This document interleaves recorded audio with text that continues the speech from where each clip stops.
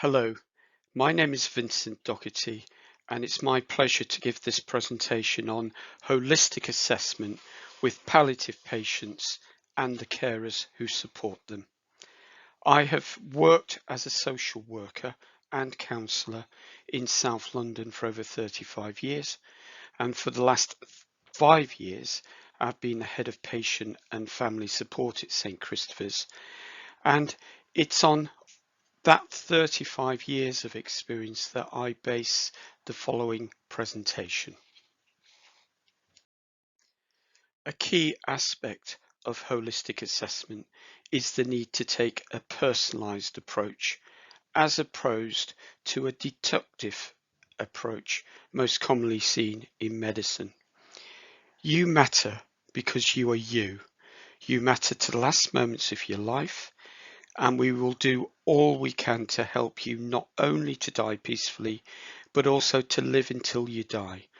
Those words of Cicely Saunders are as true in contemporary South London today as they were when she first spoke them. Personalisation is at the heart of putting the person at the centre of the assessment, because the assessment is about them as an individual. When I approach holistic assessment, I often refer to the Neil Thompson model: the personal, the cultural, and the structural dynamics that are influencing the patient or the carer I am working with. The personal issues will be to do with them as an individual, their relationships, their connections, their accommodation, their hopes, their fears, their anxieties. And I'll be talking more about those aspects when we look at the IPOS psychological assessment framework. In the South London setting where I work, there are strong multicultural influences affecting the demography of the communities we serve.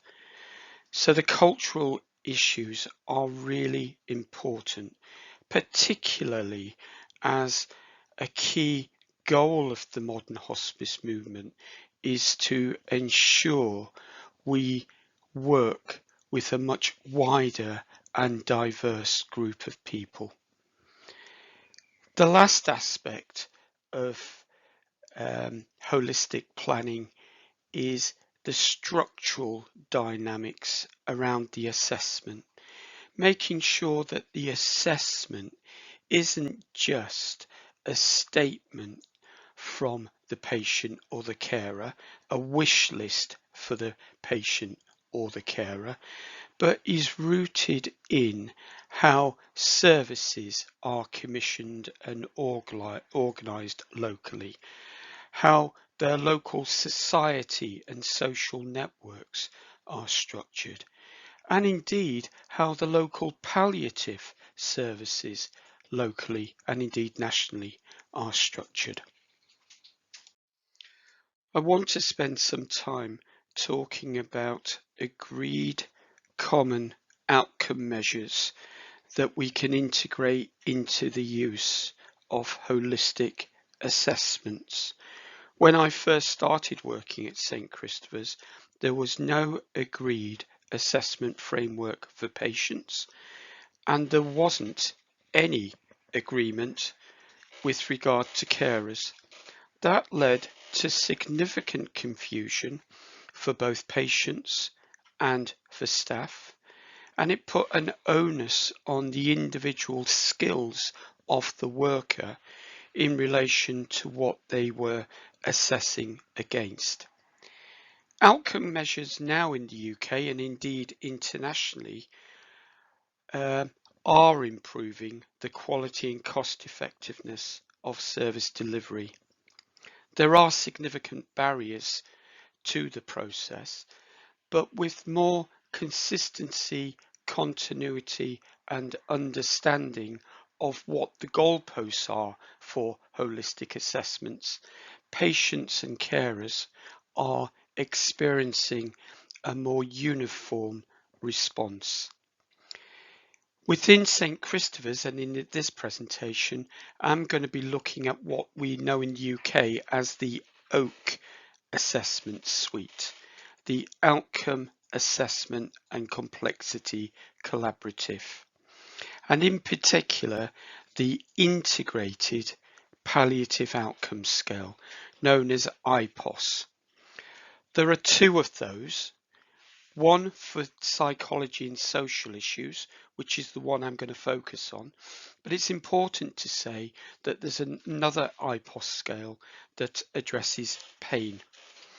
And the integrated in IPOS is important because the integration is between social care, my focus of work, and healthcare, the work of the doctors, the nurses, the OTs, the physios. So integrated outcomes are key to a holistic assessment that covers both medical needs and socio-economic and psychological needs.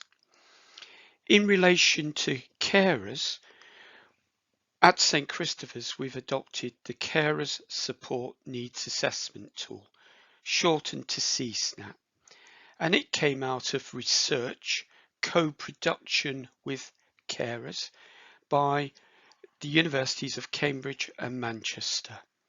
So this was an agreed template that wasn't the work of practitioners, professionals, but was co-produced. It was the work that arose from asking carers themselves, what are the important questions we need to be asking you in order to ensure we are assessing you as a carer holistically.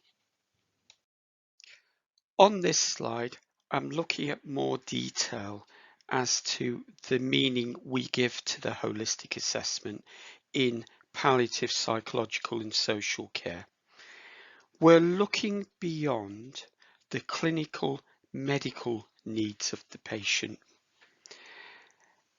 We're addressing both the psychological needs of the patient and the carer alongside their socio-economic need, i.e. their issues around finance, their issues around education and knowledge, their issues about immigration status. We're trying in a personalised approach to put ourselves in the shoes of the patient and the carer, rather than making generalizations from the last experience we had of a patient with this diagnosis. We also view the offer of a holistic assessment to both the patient and the carer as cathartic and therapeutic in itself. We obviously hope that the holistic assessment gives us information that allows the patient and the carer to effect positive change in their lives. But what we know from research is that the assessment process itself, the interest and curiosity we show to patients and carers in asking about their life before illness, their life now, their hopes and fears for the future, that in itself is cathartic and therapeutic. We identify with the patient or the carer their priorities. We're not in control. We're not starting off from a deductive perspective.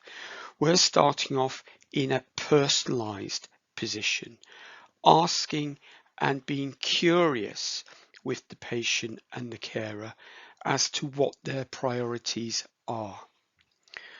We're also trying to examine and explore with them what's strong alongside what's wrong with them.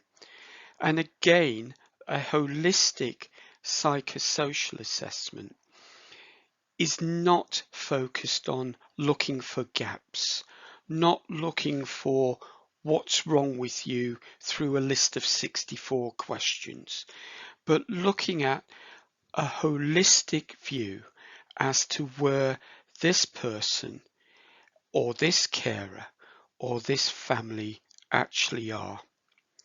We want to affirm the personal and cultural priorities of the patient and carer.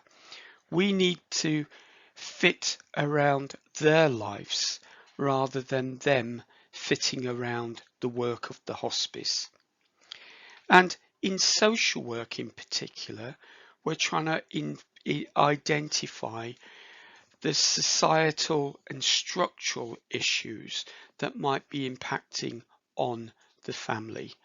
So the challenge of social injustice, most recently seen in the West at least through the Black Lives Movement, also impacts on palliative assessments, where through the benefit system, for example, there's a perverse incentive for people to come under the National Health Service rather than adult social care, because the structures around funding are different within the NHS, free of charge, whereas within adult social care, there's fees involved.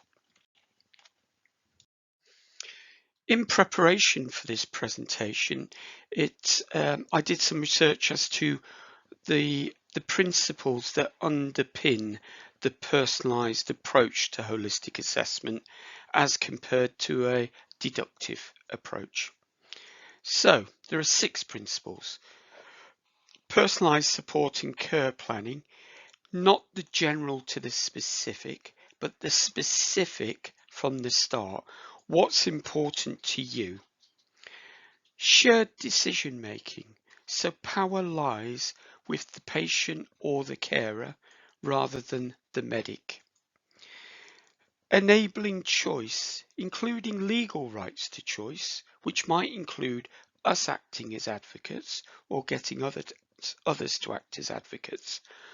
Often a radical as opposed to a clinical approach is needed. Personalised holistic assessments can often lead to social prescribing and community-based support.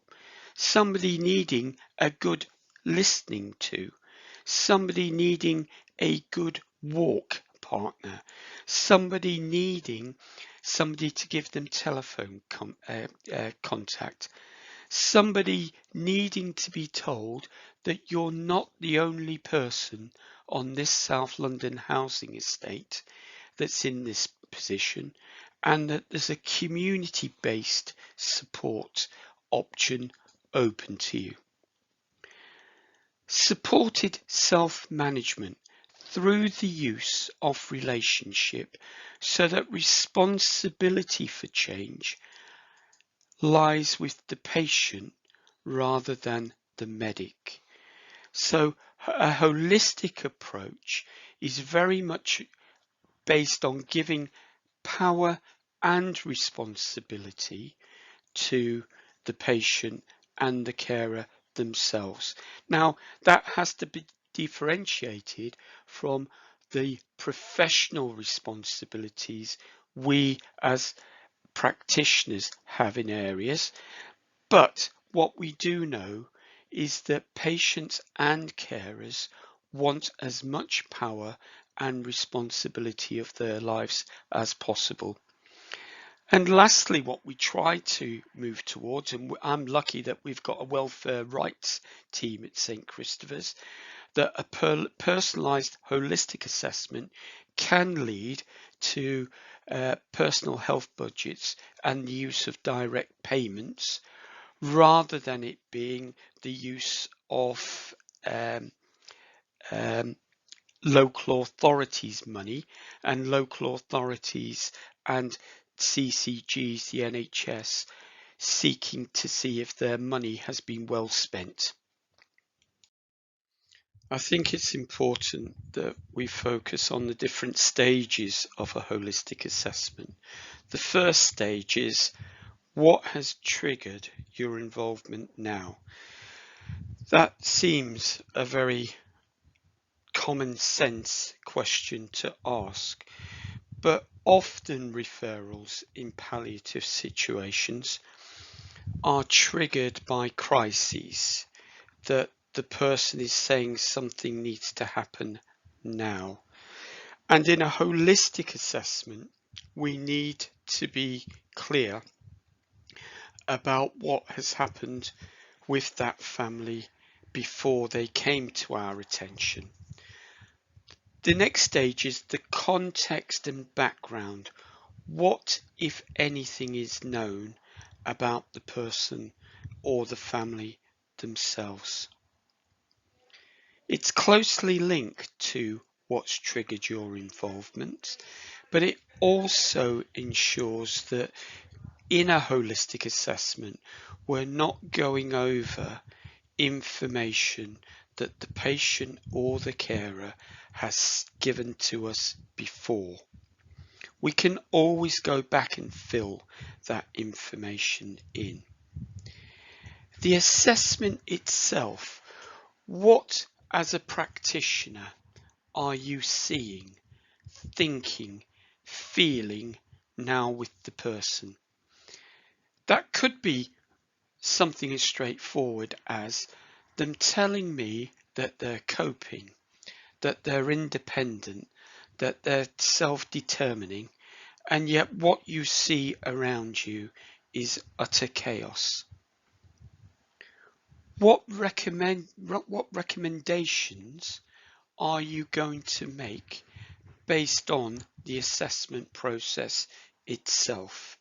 So the assessment, the holistic assessment, should not be an end in itself. It has to be a means to an end. It can give immediate support through the therapeutic, cathartic benefits of being offered an assessment, but ultimately the assessment process is the main tool by which you are going to identify how positive change can be affected with this particular patient or particular carer. And in my work experience, as I think we find in general in palliative settings, we are working with people where there's complexity and there is uncertainty. And what the holistic assessment process can assist with is a move from complexities to simplicity. This is what we're going to do. Uncertainty to certainty in terms of this is the support that you can expect. And the last stage of the holistic assessment process is the fact that the IPOS and the CSNAT framework provide consistency and boundaries in practice without blocking individual workers' creativity. So these are the domains that are covered in the holistic IPOS assessment of psychological and social distress, and have some time to just look at those headings. And then common referrals that I receive and you might receive is that somebody's in existential distress, somebody's overwhelmed with anxiety, somebody's got suicidal ideation, somebody is having a crisis with their faith, somebody's not able to talk to their loved one, somebody is saying that they've got no idea where they are in their treatment plan, or somebody's saying I'm homeless, I'm penniless, etc. And the IPOS framework allows us to put boundaries and meaning around anxiety and distress. So what we screen for are distress and anxiety that are based on the individual themselves, that they are frightened of death, that they're frightened of pain. They've got personal anxiety, and that's the overwhelming priority for them. Other patients will focus on, I've come to terms with my death. It's my family I'm worried about. So family anxiety commonly involves, with younger families, what's going to happen to the children, who's going to look after them. In terms of older family anxieties, it's often around, how am I going to cope on my own? I've only ever known this one person, and we've been together 40, 50, 60 years. Depression is often identified as a major symptom with the palliative, and depression and the natural reaction to bad news needs to be differentiated from pre-existing psychiatric ill health or genuine suicidal ideation. Peace is the aspect of IPOS that focuses on the person's relationship with faith or not having a faith. But it's important that commonly we talk about people not being at peace with themselves. And if we don't ask questions around, are you at peace with your God or with yourselves, we aren't allowing the person a process by which they can prioritize this. Feelings. IPOS is a very good tool for articulating those key feelings and communications linked to palliative and end-of-life situations. The key things people want to say. Nobody ever wants to say, I wish I'd spent more time in the office. The key messages are usually, I love you, I thank you, I'm sorry, goodbye, if only. And often in a holistic assessment, we are giving people ideas and nudges in order to articulate what may remain unconscious or inarticulate feelings. We've mentioned information received before, but it's a key source of anxiety, particularly as I speak, we're in the middle of COVID restrictions, where most of the oncology treatments have been delayed or cancelled, and people simply don't know what their CT scan is, or when they're going to have a CT scan, or is the hospital going to allow COVID patients into outpatients, etc. The practical elements of the holistic assessment cannot be underestimated as well. The key socio-economic elements around finance, money, benefits, accommodation, housing, appropriate, inappropriate, and in South London, but increasingly on an international level, is the issue of immigration and the rights of people born outside of national boundaries to receive treatment and palliative treatment within national boundaries. So those areas are the scope of the holistic psychological and social distress assessment tool. There are always going to be outliers, and you can always add a heading for other significant information. So if we looked at the areas, the domains covered by the IPOS patient-related holistic assessment, we now move on to the Carers Support Needs Assessment Tool, CSNAP. It covers 14 domains, 7 of which are about the needs of the carer as individuals, and 7 about their role as a carer.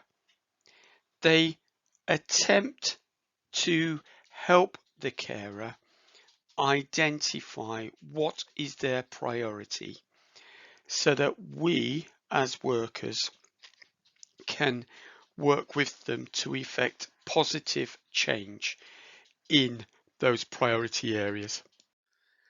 So here are the 14 areas of a CSNAT holistic assessment. Understanding of a relative's illness is a key area for carers. Often they don't understand what palliative means.